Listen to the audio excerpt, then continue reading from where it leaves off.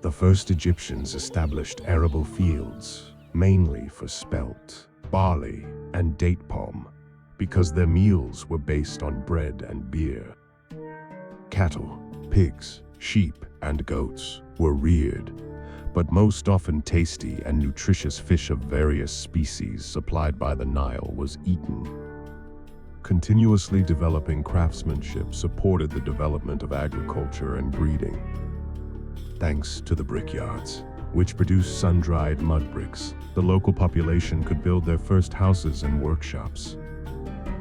In the early period of Egypt's development, also bakeries and breweries can be considered as one of the most important workshops.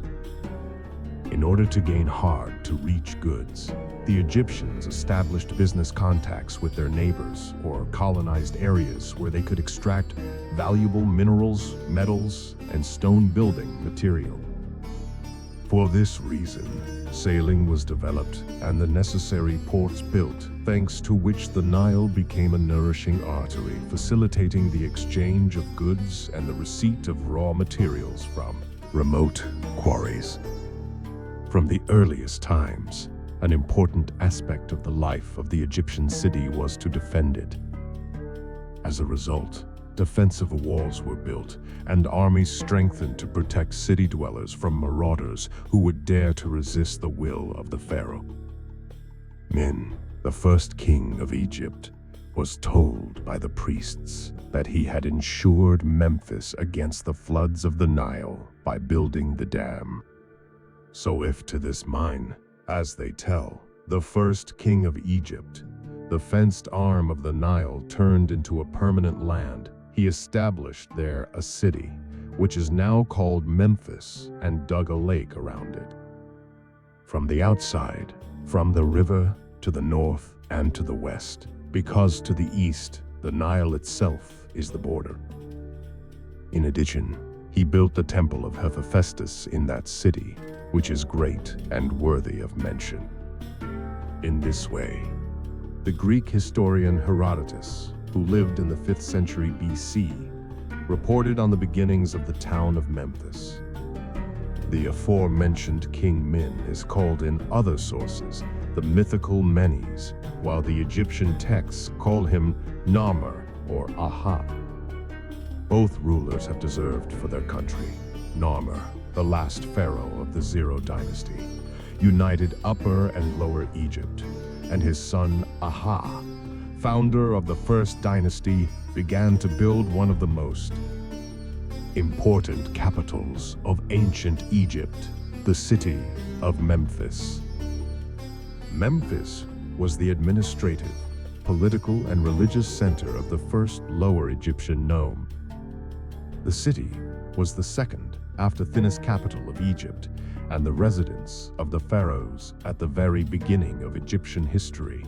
That is, in the early dynastic period and in the Old Kingdom. The high rank of the city was emphasized by the fact that the rulers kept their palaces here even in later times, when the capital of the kingdom was another center. Memphis was one of the largest religious centers of ancient Egypt. From the earliest times, there was a great sanctuary of the god Ptah, called Het-Ka-Ptah, or K-Ptah Temple.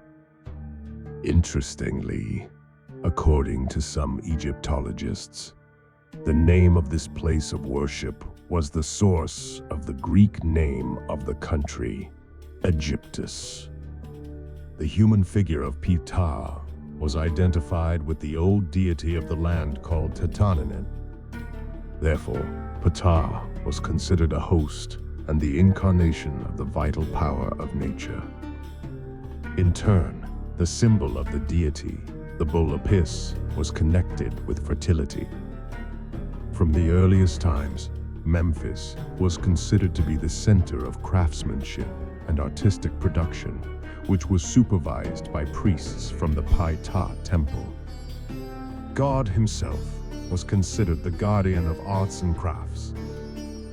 Ptah, together with the goddess Sekhmet and Nefertum, formed the Memphis Holy Trinity. Other deities were also worshipped in the city, and each of them had its own temple.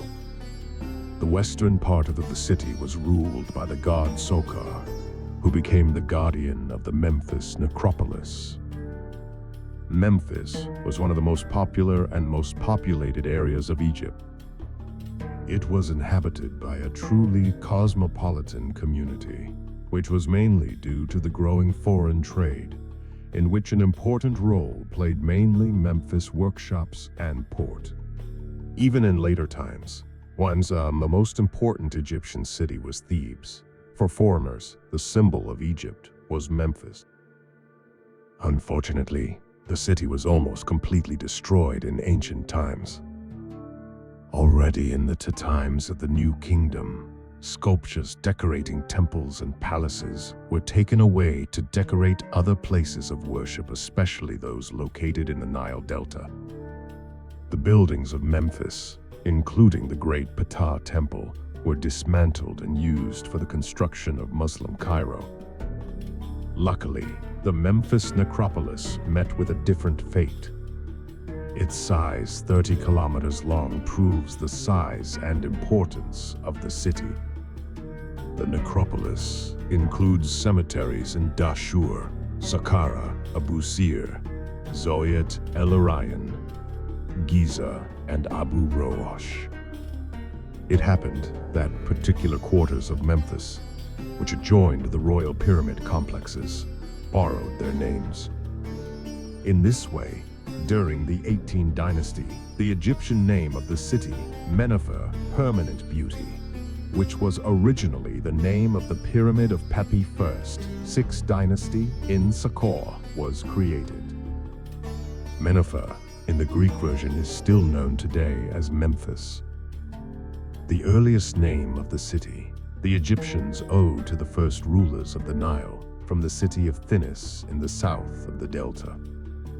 They had to build a fortress at the junction of Upper and Lower Egypt, which they called Ineb Heji, or White Wall, which probably was a reference to the appearance of a fortified residence.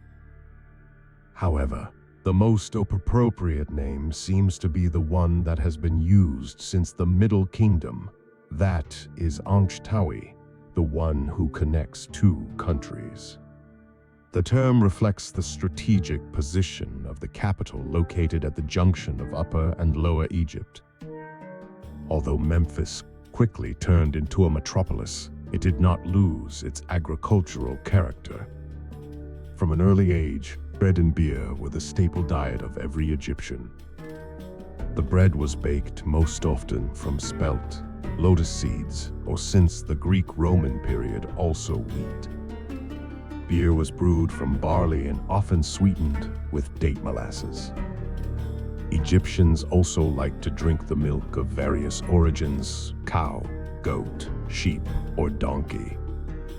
The meat of farm animals, such as pigs, cattle, goats, and sheep, hosted on Egyptian tables much less often than the fish, in which Egypt abounded thanks to the Nile, numerous irrigation channels, and swamps. Because the Egyptian climate was difficult to cultivate vineyards, only the richest Egyptians could afford for a delicacy such as wine, which was drawn from distant vineyards, primarily from the Delta, the Fayoum Oasis, and another oasis in the Libyan desert.